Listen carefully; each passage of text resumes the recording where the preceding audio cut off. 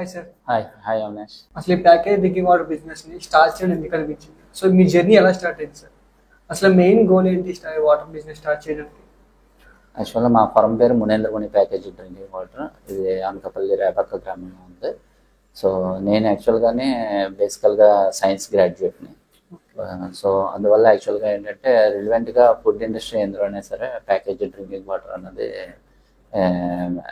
Fast moving good కాబట్టి ఈ ఇండస్ట్రీలో మంచి బిజినెస్ చేయొచ్చు అనే హోప్తోని 2020 ఆగస్ట్లోనే మేము ఈ ఫర్మ్ ఎస్టాబ్లిష్ చేయడం జరిగింది. ఇప్పటికి 5 years అయింది ఈ ఆగస్ట్కి. సో August 14th వస్తే మా 5th anniversary అన్నది జరుపుకుంటాము. ఓకే. సో అసలు ఈ యొక్క ప్యాకేజ్ డ్రింకింగ్ వాటర్ బిజినెస్ ని అసలు స్టార్ట్ చేయాలంటే మెయిన్గా ఏ లైసెన్స్ మనకు ఉండాలి సార్? అసలు ప్యాకేజ్ డ్రింకింగ్ వాటర్ తీసుకోవాలనుకుంటే దానికి ఏంటంటే ఇందులో ఏంటంటే క్యాన్ వాటర్, బాటిల్ వాటర్, నా 2 segments ఉంటాయి. సో మనం ఏంటంటే ఇవి మనం డైరెక్ట్గా కస్టమర్ పాయింట్ వరకు డెలివరీ చేయాలనుకుంటే మనం ఫుడ్ సేఫ్టీ లైసెన్స్ అనేది తీసుకోవాలి.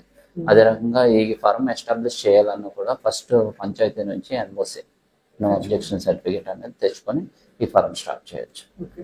సో ఇది కాకుండా సార్ మనకి ఏం సార్ అసలు ఈ యొక్క వాటర్ ప్లాంట్ బిజినెస్ పెట్టాలంటే సో మన గ్రౌండ్ వాటర్ అనేది కంపల్సరీగా ఉండాలా? సో అలాగే ఏ ఏరియాలో మనం స్టార్ట్ చేస్తే బిజినెస్ అనేది ప్రాపర్గా రన్ అవుతుంది? ఓకే, అంటే మనకి యాక్చువల్గానే గ్రౌండ్ వాటర్ అన్నది అండర్ గ్రౌండ్ వాటర్ అవైలబిలిటీ అన్నది ప్లెంటీగా ఉంటుంది కొన్ని ఏరియాస్లోనే. సో అండర్ గ్రౌండ్ సోర్స్ అన్నది బెస్ట్ ఆప్షన్.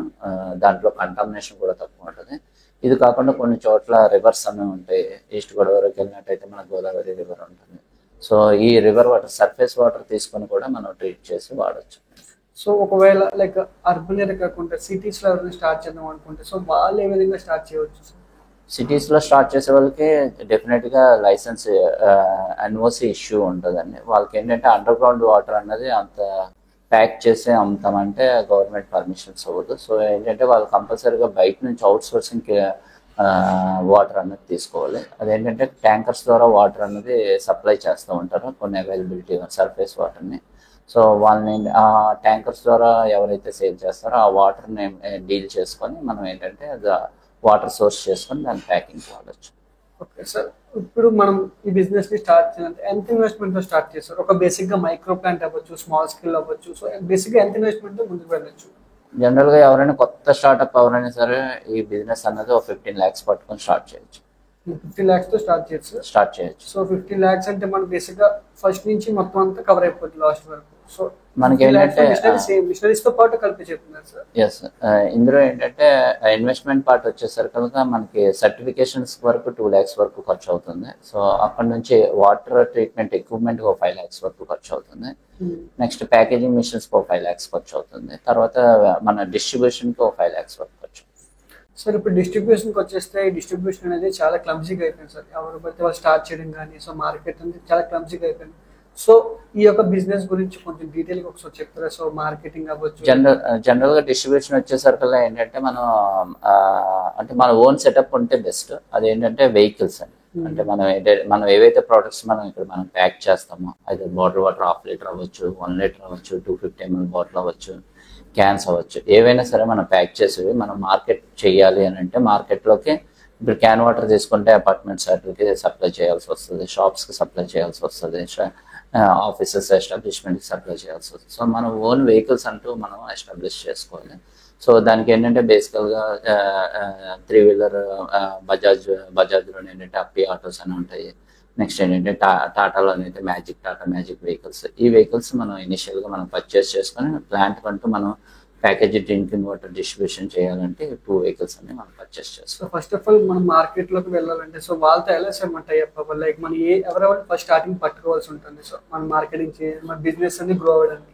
ఓకే, ఎస్టాబ్లిష్మెంట్స్కి వచ్చేసరికల్లా మనం ఏంటంటే మనం టైప్ ఆఫ్ మన టార్గెట్ ఆడియన్స్ ఎవరైతే ఉన్నారో అన్నది మనం చూసుకోవాలి. మనం ఏంటంటే బేసికల్గా క్యాన్ వాటర్ వచ్చేసరికల్లా మనం ఏంటంటే అపార్ట్మెంట్ అసోసియేషన్స్ మీట్ అవ్వాలి. నెక్స్ట్ ఏంటంటే డీలర్ డిస్ట్రిబ్యూషన్ పాయింట్స్ అన్నీ ఉంటాయి. సో వాళ్ళకి ఏంటంటే రెగ్యులర్గా క్యాన్స్ వాటర్ సప్లై చేసే వాళ్ళు వాళ్ళ అవుట్లెట్కి ఇచ్చే వాళ్ళని చూసుకుంటారు. నెక్స్ట్ ఇది కాకుండా షాపింగ్ మాల్స్ అనేవి ఉంటాయి. వీళ్ళని మనం పర్సనల్గా మీట్ అయితే మనకు కొన్ని కనెక్షన్స్ వస్తాయి. అదే బాటిల్ వాటర్ వచ్చేసరికి ఏంటంటే మనకి కూల్ డ్రింక్ పాయింట్స్ అనేవి ఉంటాయండి. ప్రతి ఏరియాలోనే మనకి డిపార్ట్మెంట్ స్టోర్స్ అని కూల్ డ్రింక్ పాయింట్స్ అనేవి ఉంటాయి. సో ఈ పాయింట్స్లో మనం మన బ్రాండ్ని వాళ్ళకి ఇన్ఫార్మ్ చేసినట్టయితే అది త్రూ విజిటింగ్ కార్డ్ ద్వారా అవ్వచ్చు, పాంప్లెట్ ద్వారా అవ్వచ్చు, లేదంటే డిజిటల్గా కూడా మనం అప్రోచ్ అయినట్టయితే వాళ్ళు ఆ పాయింట్స్ మనకి కన్వర్ట్ అవుతాయి. ఇనిషియల్గా మనం బేసిక్ లెవెల్లో మనం బిజినెస్ అన్న స్టార్ట్ చేయొచ్చు.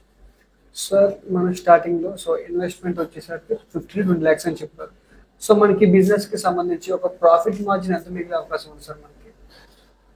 బేసికల్గా ఏంటంటే కొత్తగా ఎవరు స్టార్ట్ చేసినా కూడా మనం సేల్ అన్నది చాలా మంచి కీ పాయింట్. సో మన సేల్ పెరిగే ఎంత రెగ్యులర్గా మనం బాటిల్ వాటర్ అవ్వచ్చు, ఒక 100 కేసులు సేల్ అనుకోవచ్చు, లేదంటే 500 కేసెస్ సేల్ అవ్వచ్చు, 1000 మంత్లీ వచ్చేసరికల్లా ఇంత వాల్యూమ్ చేయగలమని మన ప్లాంట్ కెపాసిటీ చూసుకుని సో ఆ వాల్యూమ్ సేల్ అన్నది మనం పుష్ చేసి మార్కెట్లో మనం చేసినట్టయితే దాన్ని సేల్ పెరిగినప్పుడు ఆటోమేటిక్గా సేల్ టర్న్ ఓవర్ అనేది మనం కన్సిడర్ చేస్తాం.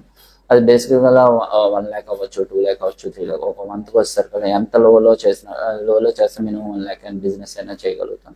సో హై ఎండ్లో చేసినట్టే దానికి sky is the limit. So మనం చాలా కిన్లే, కోకోకోలా ఈ బిజినెస్ చూసినట్టయితే బిస్లరీ చాలా చాలా అంటే చాలా కొన్ని కోట్లలో టర్న్ ఓవర్ చేస్తున్నాయి. నిజంగా చెప్పాలంటే ఈ ఇండియన్ ఎకానమీకి కూడా కొంత ఇంపాక్ట్ చేసే విధంగా ఈ వాల్యూమ్స్ అనేవి చేస్తున్నారు. బట్ ఏంటంటే మన స్టార్ట్అప్ లెవెల్ మాట్లాడేసరికల్లా ఏంటంటే ఇనిషియల్గా ఒక 1 lakh 2 lakh turn over monthly చేయగలిగితే that is a good business. So దాంట్లో మనకి ఈజీగా 20-25% బిజినెస్ ప్రాఫిట్ మార్జిన్ అన్నది ఉంటుంది.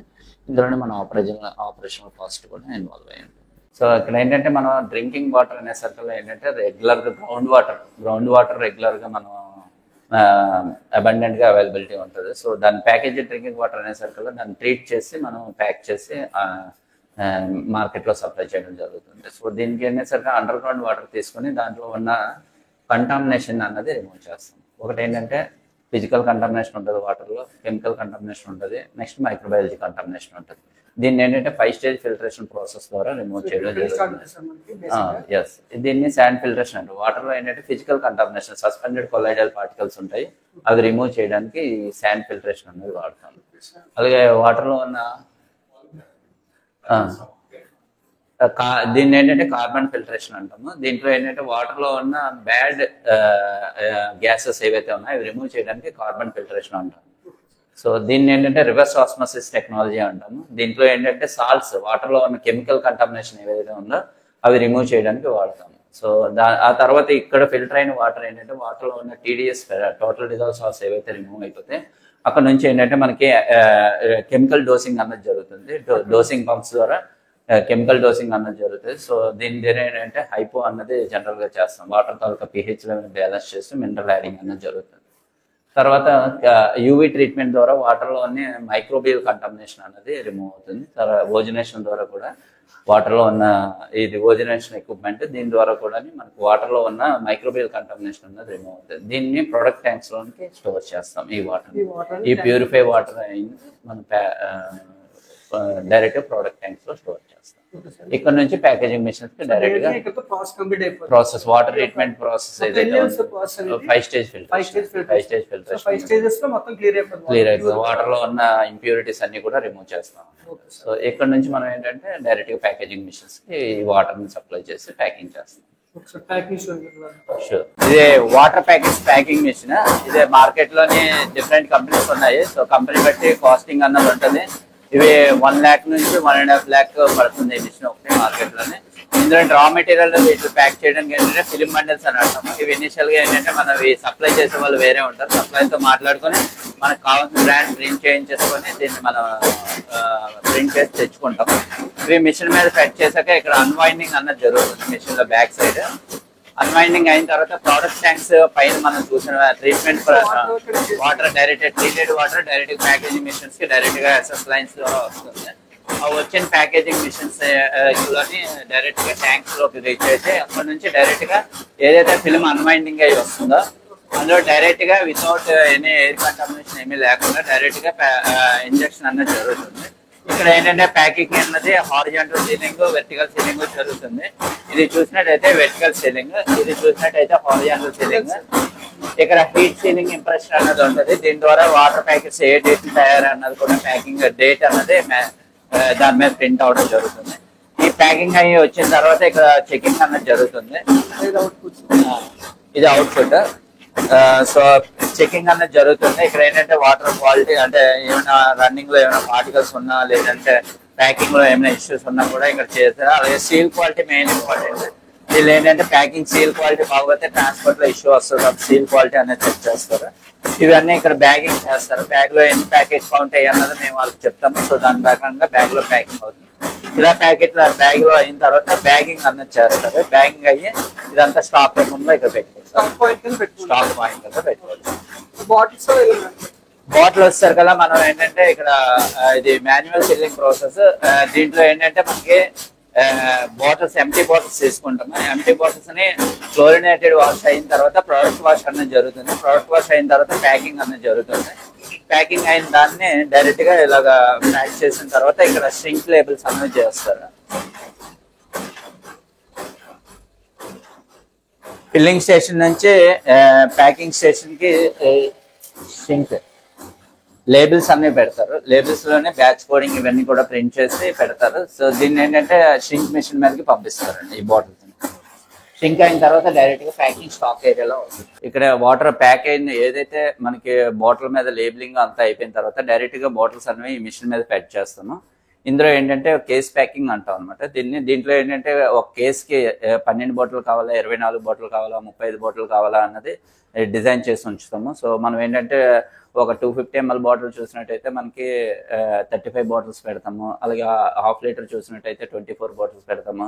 1 లీటర్ చూసినట్టయితే 12 సైజ్ ప్యాకింగ్ అన్నది చేస్తాం. ఇది అన్నది దీన్ని ష్రింక్ మిషన్ అంటాము. సో ఇది కేస్ ప్యాకింగ్ చేస్తారు. ఇది ట్రాన్స్పోర్ట్ లో ఏంటంటే ఈజీ టు కన్వీనియంట్ గా ఉంటుంది ఈ కేస్ ప్యాకింగ్ ద్వారా. సో దీన్ని మార్కెట్ లో ఈజీగా సప్లై చేయడానికి ఈ ప్యాకింగ్ డిఫరెంట్ ఫార్మ్స్ లో ఉంటాయి. ఇదంతా కూడా స్టాక్ ఏరియా. అవి చూసినట్టయితే మనకి చిన్న బాటిల్ 250 ml బాటిల్స్, నెక్స్ట్ ఏంటంటే ఇవి 500 ml బాటిల్స్, 1 లీటర్ బాటిల్స్.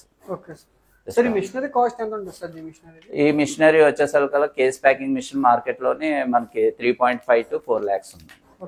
అది డిఫరెంట్ బాగుంటది. అంటే మనకి ఏంటంటే కేస్ ప్యాకింగ్ ఉండటం వల్ల ఏంటంటే మార్కెట్ లో ఈజీగా కన్వీనియంట్. అంటే మనకి ఏంటంటే అంతకుముందు కార్టూన్ బాక్స్ ప్యాకింగ్ వచ్చేది. ఇప్పుడు కార్టూన్ బాక్స్ ప్యాకింగ్ ఏంటంటే ట్రాన్స్పోర్ట్ లోనే ఇష్యూస్ ఉంటున్నాయి. సో ఇది కేస్ ప్యాకింగ్ ఏంటంటే డైరెక్ట్ గా హ్యాండిల్ చేసే అంత స్ట్రెంత్ ఉన్న ప్యాకింగ్ వస్తుంది. సో ఈ ప్యాకింగ్ వల్ల ఏంటంటే అవుట్లుక్ కూడా కొంచెం బాగుంటుంది, easy to convenient to transport అనమాట.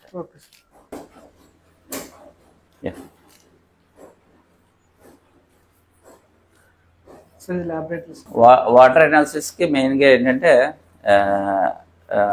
ఐఎస్ఐ నార్మ్స్ ప్రకారం మనం కెమికల్ పారామీటర్స్, మైక్రోబయాలజీ పారామీటర్స్, వీళ్ళు ఏంటంటే ప్రతి బ్యాచ్ కి ఒక శాంపిల్ తీయమంటారు.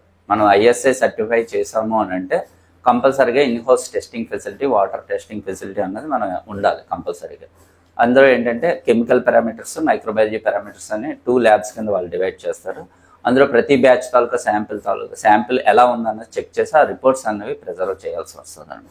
ఇందులో ఏంటంటే వాళ్ళు చెప్పిన పారామీటర్స్ లో ఏంటంటే కెమికల్ పారామీటర్స్ టర్బిడిటీ అనగా, పిహెచ్ అనగా, వాటర్, టేస్ట్, కలర్, అలాగే టైటోమెటిక్, కాల్షియం, మెగ్నీషియం ఇవన్నీ కూడా చెక్ చేయడం అన్నది ఈ ల్యాబొరేటరీ తాలూకా కెపాసిటీ అండి. ఈ ల్యాబ్ లో మెయిన్ గా చేసే పని ఈ పారామీటర్స్, వాటర్ అనాలిసిస్ లో ఏ పారామీటర్స్ ఉన్నాయో అవి చెక్ చేయడానికి ఈ ల్యాబ్ వాడతాం. నెక్స్ట్ ఏంటంటే ఇది microbiology testing lab.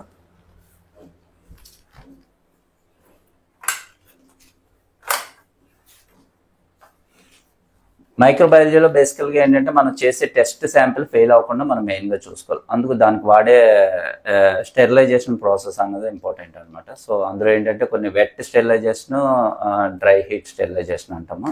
Glass wear, మనం ఏదైతే గ్లాస్ వేర్, ఈవెన్ మెడికల్లో కూడా మనం గ్లాస్ వేర్ ఏవైతే యుటెన్సిల్స్ వాడతారో అవి స్టెరిలైజ్ చేయాలి.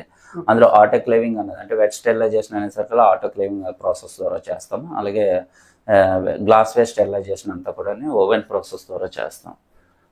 సో ఇక్కడ నుంచి ఏంటంటే మనకి మైక్రోబ్స్ అనేవి ఏవైతే ఉన్నాయో దాంట్లో మనం శాంపిల్లో మైక్రోబయాలజికల్గా బ్యాక్టీరియా అనగా, వైరస్ అనగా, ఏమైనా ఈస్ట్ అండ్ మోల్డ్ అనగా ఉన్నాయి అవి ఇక్కడ చెక్ చేస్తాం. వాళ్ళు చెప్పిన పారామీటర్స్ ప్రకారం ఒక 6 బ్యాక్టీరియాస్ అనేవి మనం చెక్ చేయాలి. సో అవి ఏంటంటే డిఫరెంట్ టెంపరేచర్స్, అంటే మనం వాటికి కావాల్సిన కండిషన్స్ మనం ప్రొవైడ్ చేస్తాము. సో దానికి కావాల్సిన ఫుడ్ అది ప్రొవైడ్ చేస్తాము, శాంపిల్ వేస్తాము. శాంపిల్లో ఒకవేళ బ్యాక్టీరియా ఉన్నట్టయితే ఆ మీడియాలో గ్రో అవుతుంది అనమాట. సో దాన్ని ఒక టెంపరేచర్ దగ్గర వాడు చెప్పిన దాని ప్రకారం 24-72 hours మనం పెట్టాలన్నమాట. పెట్టిన తర్వాత అందులో బ్యాక్టీరియా గ్రో అవుతుందంటే శాంపిల్ ఫెయిల్ అయినట్టు, ఎటువంటి బ్యాక్టీరియా గ్రో అవ్వట్లేదు అని అంటే శాంపిల్ పాస్ అయినట్టు. అదే రకంగా ఈస్టర్న్ మోల్డ్ అని ఉంటుంది. అదేంటంటే టెంపరేచర్ లో టెంపరేచర్స్ దగ్గర పెరుగుతుంది. సో దాన్ని 22 డిగ్రీ దానికి బిఓడి ఇంక్యుబేటర్స్ అని వాడతారండి. ఇవి చూసినట్టయితే బిఓడి ఇంక్యుబేటర్స్. దీంట్లో ఏంటంటే టెంపరేచర్ లోగా మెయింటైన్ అవుతుంది. సో ఈ ఇంక్యుబేటర్స్ అన్ని మనం పెట్టుకోవాలి మైక్రోబయాలజీ టెస్టింగ్. కంపల్సరీగా ఉండాలి. ఇందులో కూడా మన శాంపిల్ పోరింగ్ అని అంటాం. ఈ మన శాంపిల్ పోర్ చేసేటప్పుడు ఏంటంటే మనం క్రాస్ కంటామినేషన్ అంటే ఎయిర్ నుంచి కూడా క్రాస్ కంటామినేషన్ జరుగుతుంది. సో ఆ ఛాంబర్స్ అన్ని కూడా స్టెరిలైజ్డ్ గా ఉండడానికి ఈ ఇనాకులేషన్ ఛాంబర్ అన్నమాట ఇది వాడతాం అనమాట. సో ఇందులో ఏంటంటే మనం తీసుకునే శాంపిల్స్ అన్ని కూడా ఇందులో పెట్టి మనం చెక్ చేసి పోర్ చేసి తర్వాత మనం ఇంక్యుబేటర్స్ లో పెట్టడం జరుగుతుంది. బిఓడి ఇంక్యుబేటర్ అనగా నెక్స్ట్ నార్మల్ ఇంక్యుబేటర్స్ లోనే మనం పెట్టడం అన్నది జరుగుతుంది. జనరల్గా ఏంటంటే మనకి ఇంక్యుబేటర్స్లోనే శాంపిల్స్ వేసిన తర్వాత ఇవి పెట్టి డిషెస్ అంటాము. ఇందులో ఏంటంటే మీడియాని బ్యాక్టీరియా తాలూకా శాంపిల్స్ ఉంటాయి అనమాట. ఏమైనా బ్యాక్టీరియల్ శాంపిల్స్ అవి గ్రో అయినా కూడా ఆటోక్లేవింగ్ సిస్టమ్ ద్వారా మనం దాన్ని మళ్ళీ డిస్ట్రాయ్ చేయడం అనేది జరుగుతుంది అనమాట. సో అసలు ఆ శాంపిల్ ఎంతవరకు పాస్ అవుతుంది అన్నది చెక్ చేయడానికి ఈ టెస్ట్స్ అనేవి వాడతాం. టెస్ట్ ఫైల్ గా అవుట్పుట్ వచ్చిన తర్వాత మనకి బ్యాచ్ రిపోర్ట్స్ లో రిఫ్లెక్షన్ ఉంటుంది. జనరల్ గా ఏంటంటే ఏరోబిక్ మైక్రోబియల్ కౌంట్ అన్నది జనరల్ గా వాళ్ళు ఇచ్చేది ఒక 10 to 15 బ్యాక్టీరియాస్ వరకు పెరగచ్చు అని అంటారు. రిమైనింగ్ ఏవి కూడా ఉండకూడదు అని అంటారు. సల్ఫేట్ రెడ్యూసింగ్ ఎంట్రోప్స్ అవ్వచ్చు, కోలిఫామ్ బ్యాక్టీరియా అవ్వచ్చు. ఇవి మన అంటే ఒకవేళ అవి పెరుగుతున్నాయంటే ప్రాసెస్ లో ఎక్కడో ప్రాబ్లం. కోలిఫామ్ బ్యాక్టీరియా ఉందంటే ఎక్కడో ఫీకల్ కంటామినేషన్ సెప్టిక్ ట్యాంక్స్ నుంచి ఏదైనా లీకేజ్ మన అండర్ గ్రౌండ్ వాటర్ లో కలిసే ఛాన్స్ ఉంటుంది. సో అలాంటి ఏమైనా కంటామినేషన్ జరుగుతుంది అని అంటే మనం అటు ప్యాకింగ్ హ్యాండిల్ చేసే వాళ్ళ దగ్గర కేర్ తీసుకోవాలి. అట్ ద సేమ్ టైం ఏంటంటే ఇక్కడ ప్యాకింగ్ సో అలా అది కరెక్టివ్ యాక్షన్స్లోకి వెళ్తుంది. అంటే ఏదైనా ప్రాబ్లం వచ్చినప్పుడు ఏం చేయాలి అన్నది. సో మనం ఏంటంటే అసలు ఆ కంటామినేషన్ జరగకుండా మనం జాగ్రత్త వహించాలి. అది జరిగేంత లెవెల్ వరకు వెళ్ళకూడదు. అది జరిగేంత వరకు వెళ్తే మనకి స్టాప్ మార్కింగ్ అని అంటారు ఐఎస్ఐలో. సో అంటే మార్క్ యూజ్ చేయకుండా ప్రొడక్షన్ ఆపేయండి అని చెప్తారు అనమాట. అవి కానీ ఫెయిల్ అయితే పీరియడికల్గా ఐఎస్ఏ నార్మ్స్ మనం ఫాలో అవుతున్నప్పుడు ఏంటంటే వాళ్ళు పీరియడ్గా every 3 months 6 months samples collect చేసుకుంటారు. ఆ శాంపిల్స్ వాళ్ళు ఎక్స్టర్నల్ ల్యాబ్లో చెక్ చేస్తారు. పాస్ అవుతున్నాయి మనకి లైసెన్స్ అనేది కంటిన్యూ. ఏమైనా ఇష్యూస్ ఉన్నట్టయితే వాళ్ళు మనతో డిస్కస్ చేయడం జరుగుతుంది. 2-3 వార్నింగ్స్ లాగా మనకు వస్తాయి. ఒకవేళ ఇష్యూస్ జరిగితే అప్పటికి మనం రెక్టిఫై చేయలేకపోతే వాళ్ళు ఐఎస్ఐ మార్క్ యూజ్ చేయొద్దని కూడా చెప్తారు. Okay sir. సార్ ఎవరైనా కొత్తగా ఇండస్ట్రీలోకి స్టార్ట్ చేద్దాం, ఒక బిజినెస్ని స్టార్ట్ చేద్దాం అనుకున్న వాళ్ళకి మీరు ఇచ్చే సజెషన్ ఏంటి? ఈ ఇండస్ట్రీ యాక్చువల్గా మంచి అంటే ఒక సర్వైవల్ పాయింట్ ఆఫ్ వ్యూలోనైతే ఈ ఇండస్ట్రీ మంచిది. ఒక ఈజీగా దీన్ని బేస్ చేసుకుని 10 to 15 ఫ్యామిలీస్ ఉండొచ్చు. సో ఎంప్లాయ్మెంట్ అన్నది మనం కలెక్ట్ చేస్తాము. అట్ ద సేమ్ టైం ఏంటంటే బిజినెస్ మనం ఎలా రన్ చేస్తున్నా కాంపిటీషన్ అన్నది చాలా ఎక్కువ ఉంటుంది. సో మనం ఏంటంటే కొన్ని చోట్ల మార్కెట్లో మనం ముందుకు వెళ్ళడానికి ఏంటంటే కాంపిటేటివ్ ప్రైస్ రన్ చేయాల్సి వస్తుంది. సో దాన్ని ఏంటంటే మనం అనలైజ్ చేసుకొని మన బ్రేక్ ఈవెన్ పాయింట్కి తగ్గకుండా అంటే మన ఎక్స్పెండిచర్స్ ఏవైతే ఉంటాయో మనకి మ్యాన్ పవర్ కాస్ట్ అవ్వచ్చు, వెహికల్స్ కాస్ట్ అవ్వచ్చు, నెక్స్ట్ ఎలక్ట్రిసిటీ కాస్ట్ అవ్వచ్చు, నెక్స్ట్ కన్జ్యూమబుల్స్ కాస్ట్ అవ్వచ్చు, రా మెటీరియల్ కాస్ట్ అవ్వచ్చు, ఏ కాస్ట్స్ అయినా ఇవన్నీ కూడా మన టర్న్ ఓవర్లో నుంచి మనం ఎర్న్ చేసి తీసుకోగా మిగిలింది మనం ప్రాఫిట్గా మనం కన్సిడర్ చేస్తాం. సో అవన్నీ చేయగా మనకి మిగులుతుందో లేదన్నది కంటిన్యూస్గా మనం మానిటర్ చేసుకున్నప్పుడు డెఫినెట్గా ఇది మంచి బిజినెస్ అండి. ఈజీగా మనం ఎర్న్ చేయొచ్చు. మంచి ఒక 10 ఫ్యామిలీస్ ఈజీగా దీని మీద డిపెండ్ అయ్యేది మనం. సో ఫైనల్గా క్వశ్చన్ సార్, బిజినెస్లో ఫ్యాన్సీ సైడ్ కాకుండా రియాలిటీలోకి వచ్చేసరికి మీరు ఇచ్చే ఒక బెస్ట్ ఒక యంగ్స్టర్ స్టార్ట్ చేయాలంటే అది మీరు ఇచ్చే బెస్ట్ సజెషన్ ఏంటి? యంగ్స్టర్స్ స్టార్ట్ చేయాలంటే ఈ బిజినెస్ ఎర్లీ స్టేజ్లో స్టార్ట్ చేస్తే day to day updation is very important. మార్కెట్లో ఏంటంటే చాలా టెక్నాలజీస్ అనేవి వస్తున్నాయి. సో ఏ అప్డేషన్ ఇచ్చినా అంటే మనం ఏ టెక్నాలజీ వచ్చినా కూడా ఇమీడియట్గా అడాప్ట్ చేసుకుని దాన్ని ముందు తీసుకెళ్తే డెఫినెట్గా మార్కెట్ అయితే చాలా హ్యూజ్ మార్కెట్. ఇది ఎందుకంటే drinking water everyday consumption, everybody consumption కాబట్టి స్కేలింగ్ అయితే చాలా ఎక్కువ ఉంది. సో దీనిలో మార్కెట్లో ఏంటంటే రకరకాలు వస్తున్నాయి అన్నమాట.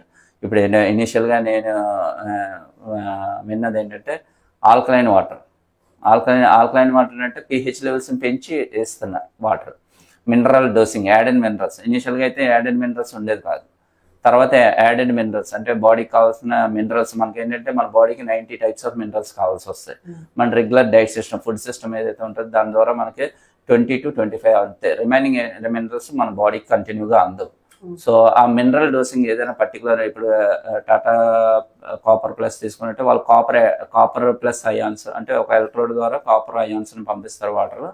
కాపర్ అనేది యాడ్ చేస్తారు. కాపర్ అన్నది అంటే మైక్రోబ్స్ పెరగకుండా చేస్తుంది కాబట్టి అది బాడీకి మంచిది అన్నట్టు. అలాగే కెంజన్ ఈ సిస్టమ్స్ తీసుకున్నట్టయితే అది pH బూస్టింగ్ చేస్తారు. మన వాటర్ తాలూకా మన బ్లడ్ తాలూకా pH లెవెల్స్ అనేవి 7.7 pH ఉంటుంది, న్యూట్రల్ pHలో ఉంటుంది. సో 7.4 7.5 ఉంటుంది.